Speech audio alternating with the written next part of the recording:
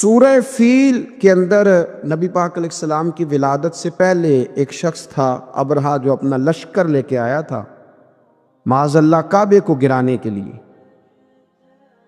تو بڑے بڑے ہاتھی اس کے ساتھ تھے، تو اللہ تعالیٰ نے چھوٹے چھوٹے ابابیل بھیجے، ان کے منہوں میں کنکر تھے، انہوں نے وہ کنکر برسائے تو وہ ہاتھی مار گئے۔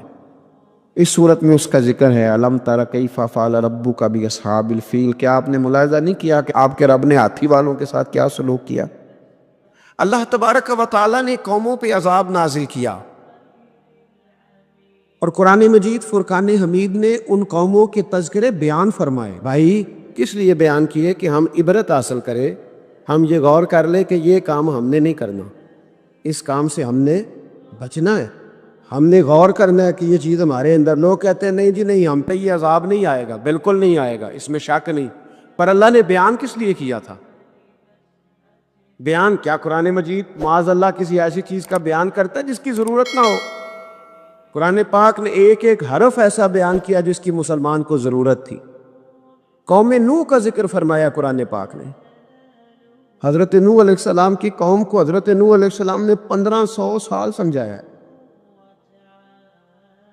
15، کچھ لوگوں نے 950 سال لکھا ہے نا، اعلیٰ حضرت نے لکھا 1500 سال عمر ہوئی حضرت نوح علیہ السلام کی۔ اللہ تعالیٰ بندے کو جلدی سزا نہیں دیتا، بلکہ قرآن مجید میں ایک جگہ رب کریم اس طرح بھی فرماتا ہے کہ جب بندے مجھے بھول جاتے ہیں تو میں ان کے لیے نعمتوں کے دروازے کھول دیتا ہوں۔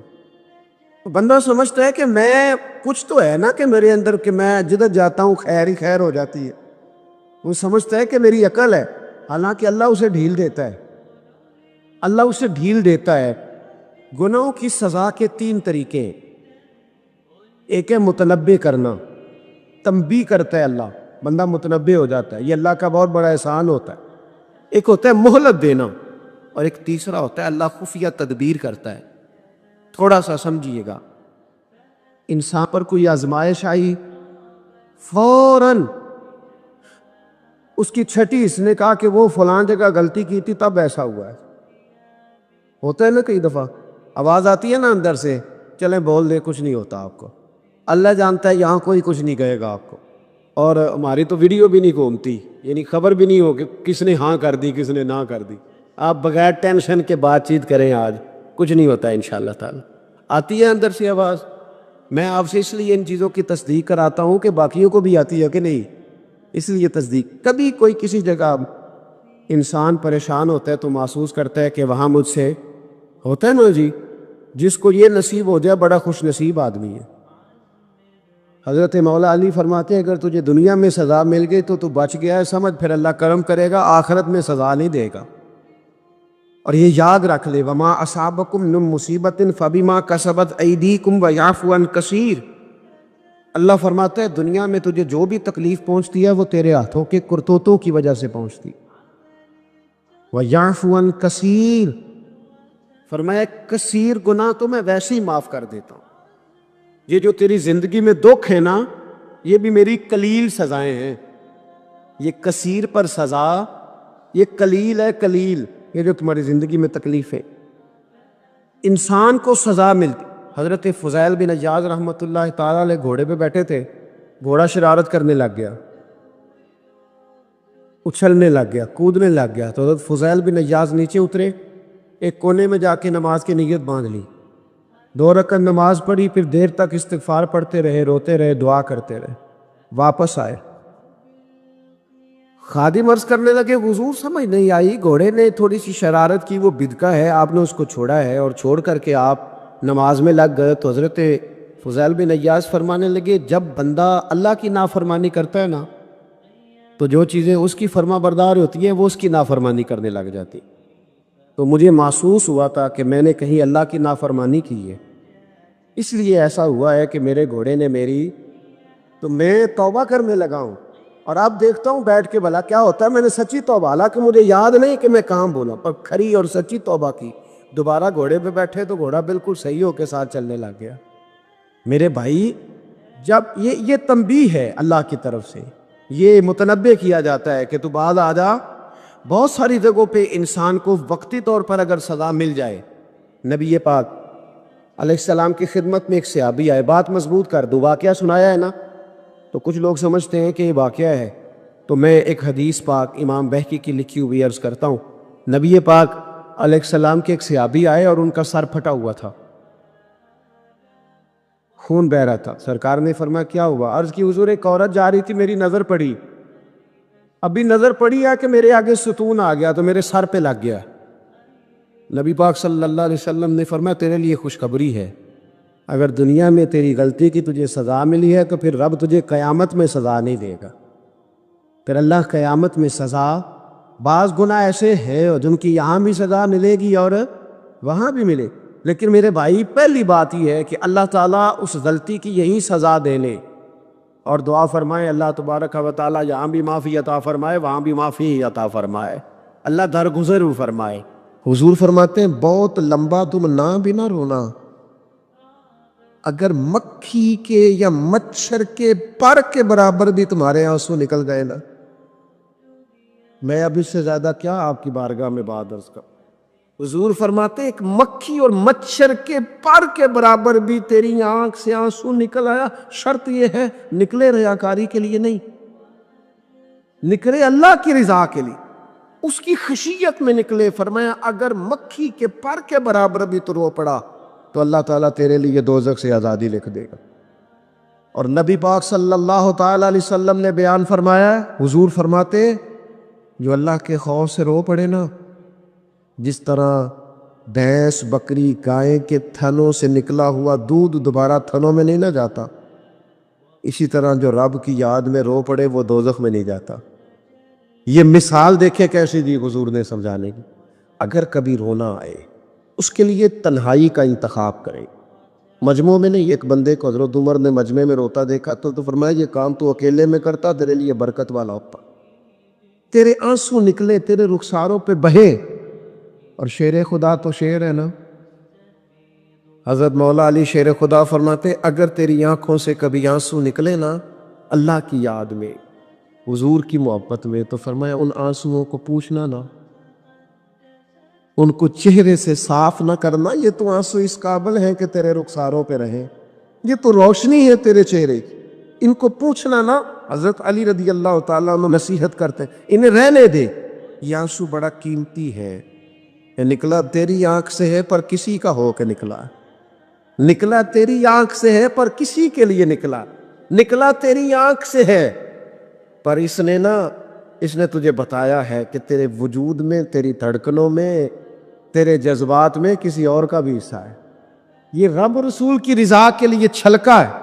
ایک بھی رونے والا ہو تو باقیوں کا کام بھی سنو نا، حدیث ہے بہقی شریف ہے، حضرت حیثم بن مالک رضی اللہ تعالیٰ عنہ فرماتے ہیں نبی پاک علیہ السلام خطبہ دے رہے تھے، تقریر فرما رہے تھے، حضور کی باتیں دلوں کے میل کچیل اتارتی چلی جا رہی۔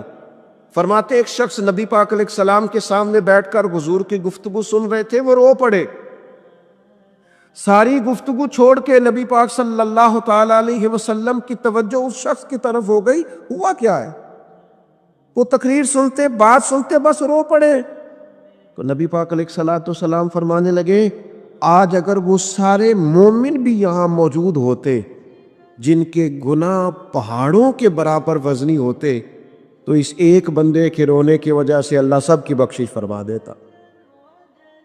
اور نبی پاک علیہ السلام فرمانے لگے یہ رویا ہے تو اس کے رونے پر فرشتے بھی روئے ہیں، اور فرشتے دعا کر رہے ہیں کہ اے اللہ یہ جو نہیں روتے نا ان کے حق میں ان کی سفارش قبول کر لے جو تیری بارگاہ میں روتے ہیں۔ توبہ رٹا لگانے کا نام تو نہیں نا، توبہ تو اللہ کو منانے کا نام ہے۔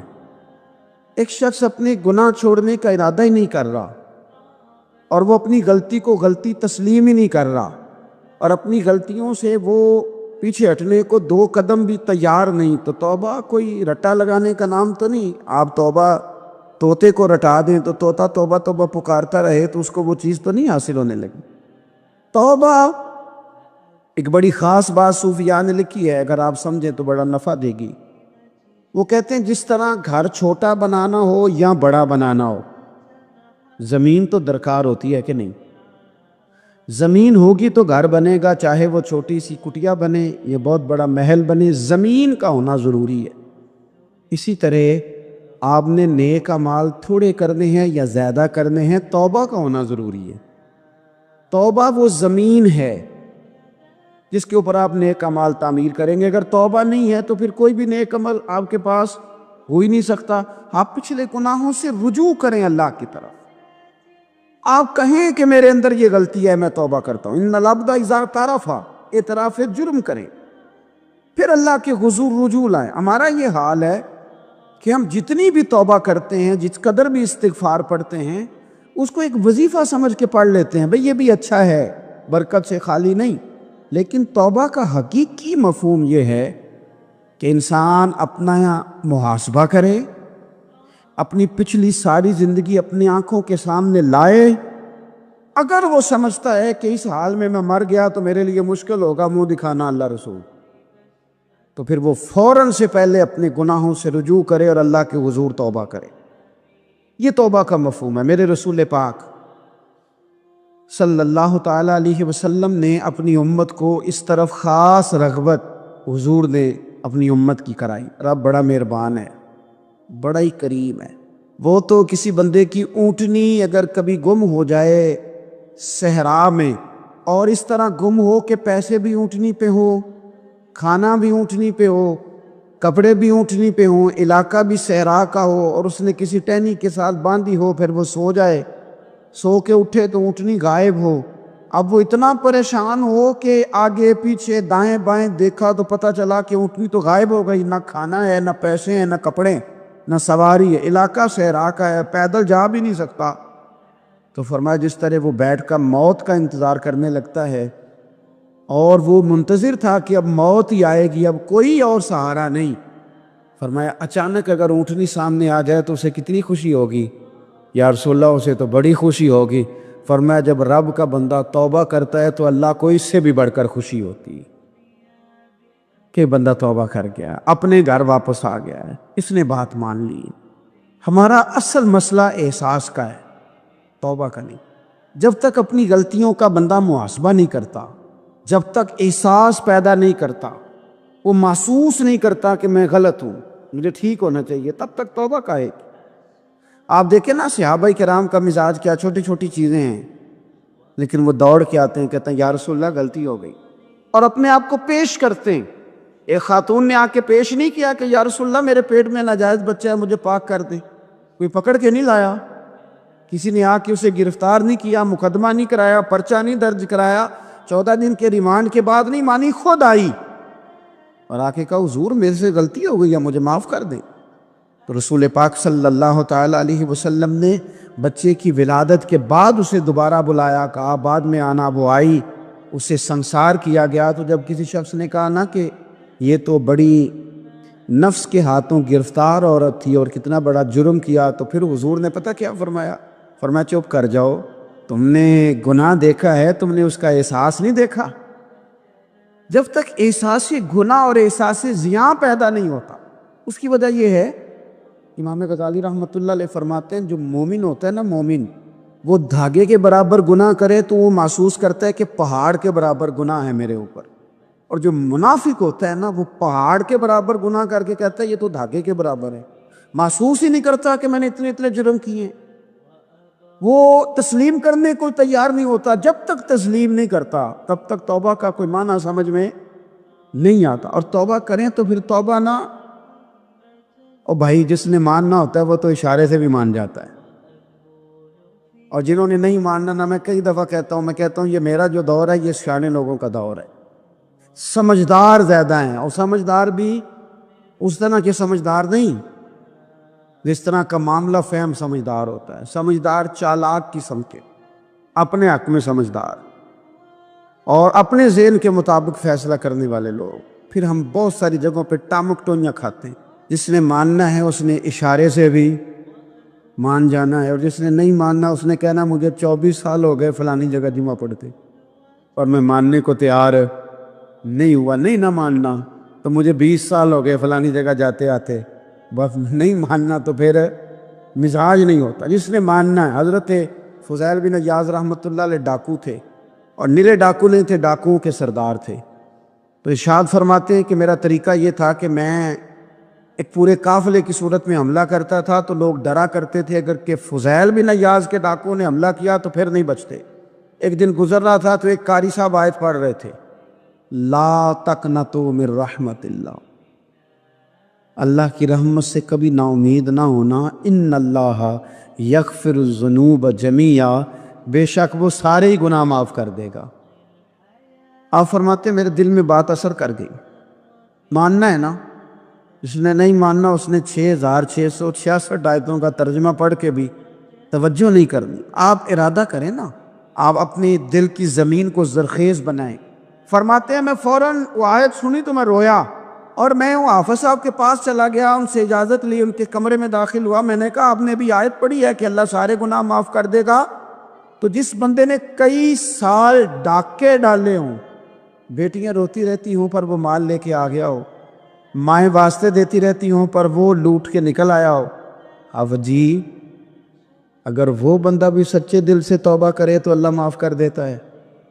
تو آفا جی کہنے لگے میں کون ہوتا ہوں تمہیں کوئی تفسیر بتانے والا، میں نے تو قرآن کی آیت پڑھی ہے، میرا رب کہتا ہے لا تقنطوا من رحمت اللہ، تم نے مایوس نہیں ہونا، تم آ جانا، معافی مانگ لینا، ان اللہ یغفر الذنوب جمیعا، اللہ سارے گناہ معاف فرما دے گا، اللہ سارے گناہ۔ تو یہ تو اللہ فرما رہا ہے۔ فضیل بن عیاض کہتے ہیں میں نے کہا ختم ہو گئی بات، توبہ بھائی۔ واپس آیا تو وہ میرے ساتھ جو تھے نا ان سے میں نے کہا سردار نیا تلاش کر لو بھائی۔ اب ارادے بدل گئے، پروگرام کچھ اور ہو گیا، اب تو لوگ ہمیں تانے دیں گے، اب تو لوگ باتیں کریں گے چوتھے کی لین جانا ہے۔ فضیل بن عیاض کہنے لگے بس بھائی توبہ کرنی، اب تم کوئی اور سردار تلاش کر لو، اور اوپر اوپر سے نہیں کہا، توبہ کی تقریریں نہیں کی، دوسروں کو میسج نہیں بھیجے، اور لیکچر نہیں جھاڑے، رو کے کہا، درد سے کہا، دل سے کہا۔ تو وہ جو باقی کے تھے نا ان پر سردار کی بات کا اثر ہوا، کہنے لگے سردار ہم نے سردار نیا نہیں ڈھونڈنا، اگر چوریاں مل کے کی ہیں تو اب تو اس طرح تو نہ کر، توبہ بھی مل کے ہی کریں گے، اب اللہ اللہ بھی مل کے ہی کریں گے، اب بس تو اگر ادھر جائے گا تو ہم بھی تو جائیں گے نا۔ اللہ اکبر۔ فضیل بن عیاض کہتے ہیں ظاہر ہے مال لوٹا کرتے تھے، میں نے مسئلہ پوچھا علماء سے تو انہوں نے بتایا کہ یہ تو حقوق العباد کا مسئلہ ہے، جو لوٹا ہے وہ تو واپس کرنا ہی پڑے گا۔ اب میں نے وہ پیسے جمع کیے، اب سارے تو میرے پاس تھے نہیں، جتنے میں دے سکتا تھا دیے، جو کھا چکا تھا وہ رہ گئے، ایک یہودی کے پیسے رہ گئے، اس کے گھر چلا گیا، میں نے جا کے اسے کہا میاں میں نے کر لیا توبہ، اور میں وہ فضیل بن عیاض ڈاکو ہوں جس کے تیرے گھر سے اتنا مال لوٹا تھا، میرے پاس پیسے کوئی نہیں، وہ پیسے لگ گئے، اب تو اس طرح کر مجھے معاف کر دے۔ وہ کہنے لگا نا جناب، یہ بھی کبھی کبھی ہوتا ہے، لوگ نا شرافت کو بزدلی سمجھ لیتے ہیں۔ فضیل بن عیاض سے کہنے لگا میں تو پیسے لوں گا، ایسے تو نہیں معاف کرتا۔ آپ فرمانے لگے پیسے تو کوئی نہیں، یہ سچی توبہ ہے۔ وہ کہنے لگا پھر اس طرح کرو میری اونٹوں کو چارہ ڈالو، پیسے پورے ہوئے تو چلے گا نا۔ کل ڈاکو تھے، ابھی وہ تلوار چلانی آتی ہے، نیزہ چلانا آتا ہے، ڈٹنا آتا ہے، اعصاب مضبوط ہیں، مسئلہ کوئی نہیں، لیکن توبہ سچی کی ہے نا، یہ سچی توبہ والے لوگوں کا طریقہ ہے۔ اس سے کہہ سکتے تھے کہ جا آج طلب دینی لے لے، تجھے کہا معاف کر دے، تو تیار ہی نہیں ماننے کو۔ حضرت فضیل بن عیاض کہنے لگے اگر اونٹوں کو چارہ ڈالنے سے تو معافی دیتا ہے نا تو میں تیرے اونٹوں کو چارہ ڈالنے کو بھی تیار، کیوں کہ راضی اللہ کو کرنا ہے، اپنے ضمیر سے بوجھ اتارنا ہے، بندوں کے سامنے سرخرو نہیں ہونا، اللہ کے حضور ہونا ہے۔ توبہ کا مطلب ہے رب کوئی بارگاہ میں سرخرو ہونا، بندوں کے سامنے نہیں۔ حضرت فضیل بن عیاض سے کہنے لگے ڈالیں گے تیرے اونٹوں کو چارہ، کیوں نہیں ڈالنا؟ 2-4 دن چارہ ڈالا تو وہ یہودی ایک دن کہنے لگا کہ یہ نا ٹھیکریوں سے بڑی ہوئی تھیلی ہے، یہ تو ذرا اٹھا کے لا۔ حضرت فضیل بن عیاض نے اٹھا کے اسے دی، جب اس نے کھولی تو اشرفیوں کی بھری ہوئی تھی، تو آپ فرمانے لگے تو کہہ رہا تھا ٹھیکریاں اٹھا کے لا۔ کہنے لگا میں تورات بڑی پڑھتا ہوں، عالم ہوں، میں نے تورات میں پڑھا تھا کہ مسلمان جب سچی توبہ کر لیں گے نا تو رب ٹھیکریوں کو بھی سونا بنا دیا کرے، پھر یہ مٹی کے ڈھیلے اشرفیاں بنا کریں گے۔ تو میں نا تیری توبہ چیک کر رہا تھا، یہ اس میں نے روڑے بڑے ہوئے تھے، لیکن تو اٹھا کے لایا تو تیری توبہ بھی سچی ہے اور تمہارا دین بھی سچا ہے. اب اس طرح کہا رہا معافی اس شرط پہ دوں گا کہ مجھے کلمہ پڑھا تاکہ میں بھی مسلمان ہو جاؤں. توبہ کے معاملے میں احساس، اور میں نے کہا کہ جس نے اشارہ لینا ہے اشارہ، ایک زازان نام کا نا گویا تھا، آواز بڑی سریلی تھی. شراب خانے میں جب محفلیں سجتی تھی تو معاذ اللہ وہ گانے گایا کرتا تھا، سریلی آواز تھی. حضرت عبداللہ ابن مسعود حضور کے صحابی، حضور نے فرمایا عبداللہ ابن مسعود اسی طرح قرآن پڑھتے ہیں جس طرح میرے اوپر نازل ہوا تھا. عبداللہ ابن مسعود نا چھوٹا قد اور پتلی پتلی ٹانگیں تھی حضرت عبداللہ ابن مسعود. ایک دن درخت پہ چڑھے ہوئے تھے تو کچھ لوگوں نے نا، بچے کرتے ہیں نا مذاق، معاذ اللہ کچھ نے کہا کتنی پتلی ٹانگیں. اللہ کے محبوب علیہ السلام نے فرمایا قیامت کے دن عبداللہ ابن مسعود کی ٹانگوں کا وزن احد پہاڑ سے بھی زیادہ ہوگا. زبردست صحابی ہے. اور حضور نے فرمایا میں نے جس کو گورنر بنایا، کسی جگہ امیر بنایا، مشورہ کر کے بنایا، اگر میں کسی کو بغیر مشورے کے امیر بناتا تو عبداللہ ابن مسعود کو بناتا. حضرت عبداللہ ابن مسعود گزر رہے تھے تو وہ جو زازان نام کا گویا تھا وہ گانے گا رہا تھا. ہماری جو تقریریں ہیں نا جی، میری طرح کے لوگ، وہ چونکہ جمعہ پڑھانا ہے، 45 منٹ پاس کرنے ہیں، تو نہ وہ ذوق سے تیاری، نہ وہ درد. قوم کی اصلاح. ایک میرے اسا فرمایا کرتے تھے تمہارا بچہ بگڑ جائے تو کتنے پاپڑ بیلتے ہو صحیح ہو جائے. یکدم خدا نخواستہ خاکم بدہن کروڑ دفعہ اللہ معاف کرے کسی باپ کو رات کو خبر مل جائے کہ تیرا بیٹا نشہ کرتا ہے، سوئے گا رات کو؟ روئے گا کہ نہیں مصلی بچھا کے؟ لیکن یہ صرف اپنے بیٹے کے بارے میں ہے. کاش قوم کے ہر بیٹے کے بارے میں ہمارا یہی ذہن بن جائے کہ یار یہ کیوں بگڑ گیا ہے. اور اس درد سے جب ہم اصلاح کریں گے، تقریر کریں گے، پھر آپ محسوس کریں گے کہ اللہ اس میں اثر بھی پیدا کرے اور اس میں تاثیر آتی. حضرت عبداللہ ابن مسعود گزرے تو اب درد تھا نا دل کے اندر، اور اگر کسی نے توبہ کرنی آتے تو جملے سے بھی کر لینی. اب گزرے، سریلی آواز کانوں میں آئی، کھڑے ہو کے کہنے لگے کون ہے؟ کہ جناب زازان نام کا گویا ہے. مصطفیٰ کریم کے شانوں والے غلام کی زبان سے لفظ نکلے، کتنی سونی آواز ہے، کاش یہ قرآن پاک کی تلاوت کرتا. اللہ اکبر. کاش کوئی ایسا ہو تو صحیح جو ہمیں کہے کہ کاش یار تو قرآن پڑھتا، کتنی سونی آواز ہے، کاش تو نعت پڑھتا. کوئی کہے تو صحیح، کوئی کہتا ہی نہیں. کوئی کہتا ہی نہیں کتنا سونا چہرہ ہے، کاش اس پہ داڑھی ہوتی. کوئی کہتا ہی نہیں میری ملت کے جوانوں.